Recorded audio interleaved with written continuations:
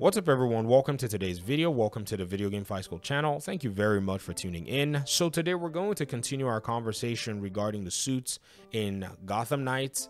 Apparently in my last video, I assumed that everybody kind of got what it is that the developers presented in that video. And so I didn't go ahead to explain too much, but then questions are starting to arise. In fact, two of my audience members asked me really concerning questions. One was a mix and match question, one was a transmog question. So I thought we'd do a video. And then I'm also seeing some other questions that are rising as well regarding this particular notion that these suits have not necessarily been shown in a gameplay perspective. So most people are looking forward to seeing some of these suits in game. Now, the very first thing is the mix and match question. Let's go ahead and look at that very carefully. So one of my audience members asked specifically, they said, can you mix and match each character's outfit, or do you have to have them all in the same set? No, you cannot mix and match the character outfits. You have to use them by the set that they are. If you have the Night Ops suit, you want to wear that, that's all you can do. You cannot mix, say, a helmet from the Shinobi set with the Night Ops set. Now, within the different sets, I think there are going to be variations. They showed specifically that within the Night Ops, Batgirl or some of the different characters would have, say, different helmets or masks, whatever it is you want to kind of call it. And this is pretty much how they're going to have some distinctives so that you're not necessarily bored by having just one suit that is just kind of standard and doesn't have some modifications that you can do with it. You also have colorways. This is just a way for you to modify the different colors that you can get these suits in their variations. So this opens the door for some flexibility and customization within the system. The second comment that I got that really did also inspire this video was one of my audience members said, I didn't necessarily understand what the Transmog system meant, but I'm looking forward to the game anyways because I just think, you know, I'm going to figure it out when we get there. Well, why wait? Why not just go ahead and explain the Transmog system? So Transmog system is pretty much a way for you to kind of cheat. So Gotham Knights is actually going to be introducing gear to the Batman games that we've been playing for a while. Now, this is going to be something that's interesting because I don't know how many people are going to see it, but somebody like me, I'm a Tom Clancy's The Division player, played the entire franchise for about 6 years so far. And so gear is not something that is foreign to me, nor is something that I feel or have an adverse reaction to. Some people might, but this is going to be in Gotham Knights where you have gear and the gear is represented in different suits. So say you have the Night Ops suit, it will also be something that has gear elements attached to it, like stats that boost you as a character, your abilities, maybe your health or whatever it is.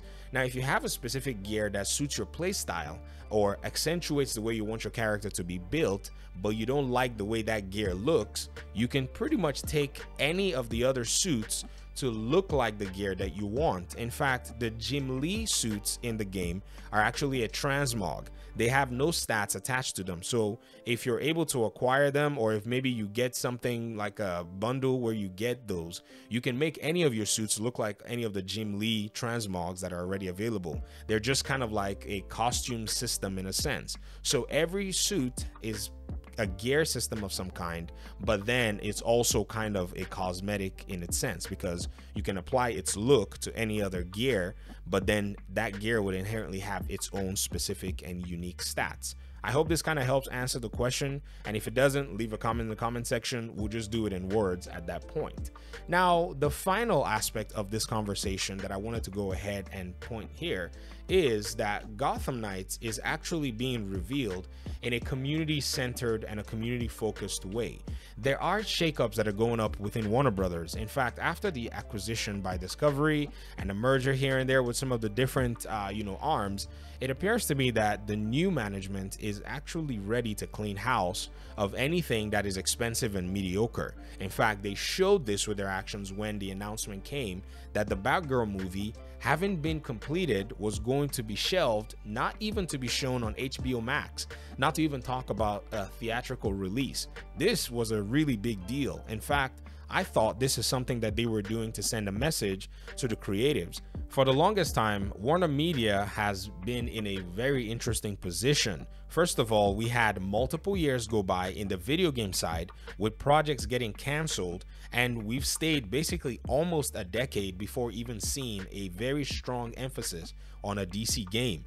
In my opinion, I feel like all of this time has been a huge waste when it comes to making video games. If you look back at the development cycles of, say, Arkham Asylum to Arkham City to Arkham Knight to even Arkham Origins, you're going to realize that those development cycles were 2 to 3 years in some cases. In some cases, yes, they were 4 or 5 years depending on the game, but that was pretty much it. A lot of these companies were able to specifically and efficiently develop good video games in a short period of time. Now, I understand the industry changed, game development pretty much got super competitive, and everybody wanted to make your 30-hour game with 50 hours of playtime.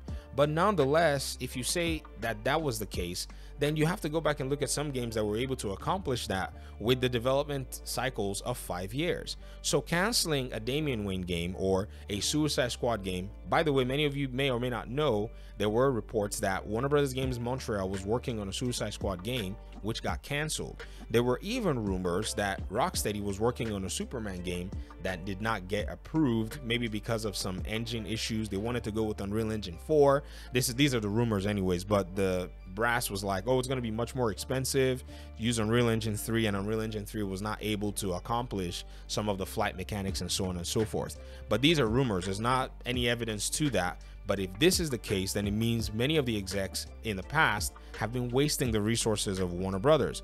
And this Batgirl cancellation showed us that they seem like they want to actually emphasize more on their fans than anything else. The Snyder Cut was also proof that the fans have an ear for what they feel they want and will be profitable for the company. So if that Batgirl movie did not necessarily do any fan service or was just not good, then it makes sense to me that they basically shelve it, because mediocre is probably not going to stand anymore, especially the fact that a Doctor Strange movie is thrashing a Batman movie at this stage of their entire production. But bringing this conversation back to the Gotham Knights and the skins being in a gameplay setting, I think many of us kind of already missed it, because some of these skins or suits, depending on how you want to categorize them, have already been shown in the game reveals. In fact, before we even knew what they were, it was already provided for us, in a sense, exactly what we would see in the game. Now, yes, these were done in high quality in the character trailers, but those character trailers actually did have gameplay elements already in them. So if you think about maybe the Shinobi suit, that one was clearly shown in the Nightwing character trailer. In Barbara's character trailer, she also had some really cool suits. I don't necessarily know which ones they are. And yes, they were, like I said, rendered in high quality, but a lot of those character trailer scenes were gameplay scenes. So if you look very closely, you're really going to see that these suits have actually been shown in a gameplay setting. In fact, for those of you who remember when they released a 33-second gameplay for Barbara, she was not necessarily wearing the suit that was done in the IGN gameplay. She had another suit that had a bigger gray cape, and so you've already been seeing some of these in the game. You just didn't necessarily know it. And I think that's actually pretty cool. The developers have revealed so much of this game on the upfront that, I've said this before, Gotham Knights, in my opinion, is one of the more transparent game reveals that we've seen in a long time. Now, this was mainly, in my opinion, because of the delays that we had, because we first saw the game, then the game got a big delay, then it got a cancellation from one entire generation of consoles, and so all of that time we've gotten to see a lot of details surrounding the game compared to, say, maybe Cyberpunk 2077. Cyberpunk 2077 gave you this 45-minute gameplay sequence 2 years before the game came out, but then they hid the fact that their PlayStation version was a mess. In regard to Gotham Knights, they just went ahead and said, this is not going to work out for us, and they decided to cancel. Now, as to whether or not the game would have been able to play on a console, you would have to be a developer to tell me that, because from a technical perspective, multiplayer aspects in Unreal Engine could be a nightmare to deal with. And some of the professionals are out there saying that's probably one of the reasons they canceled the PlayStation and Xbox version. To be very honest, I think it's the PlayStation 4 version that kind of sucked. I'm a PlayStation person. I have some of their consoles. In fact, I have a 3 and a 5. I sold my 4. That PlayStation 4 console is a nightmare to work with. It's like a 2013 laptop According to a developer from Ubisoft Massive, Frederick Thailander, one of his tweets, he described the machine as a very ancient machine in a sense. He's working on the Star Wars game in Ubisoft, so if you want to find him on Twitter and listen to some of his opinions surrounding game development, it will probably be educational for you if you're interested in that kind of thing. So maybe as the game is continuing its reveal with gameplay, we still need to see a modified version of Nightwing's gameplay just to see how that character plays. And we haven't seen any gameplay specific to Robin himself because the other characters have gotten a lot of gameplay. Barbara has gotten the spotlight, but it's time for us to see some other characters, and it'll be nice to see them in different suits overall. So thanks for watching the video. I really appreciate you guys' time and audience, and hopefully we'll talk very soon. If you enjoyed the video, let me know in the comment section if you still have any questions. The comments are open for that. I appreciate you guys' time and audience. Thanks once again. Peace out.